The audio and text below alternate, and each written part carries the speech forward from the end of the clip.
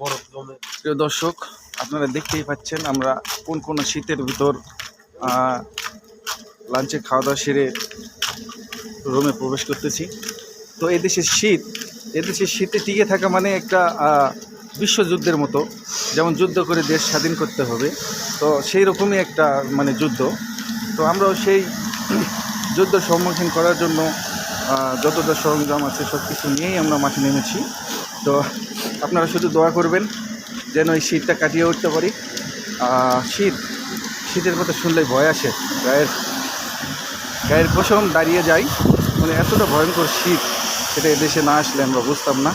এটি হচ্ছে কিরগিজস্তান, রাশিয়া মহাদেশের ভিতর।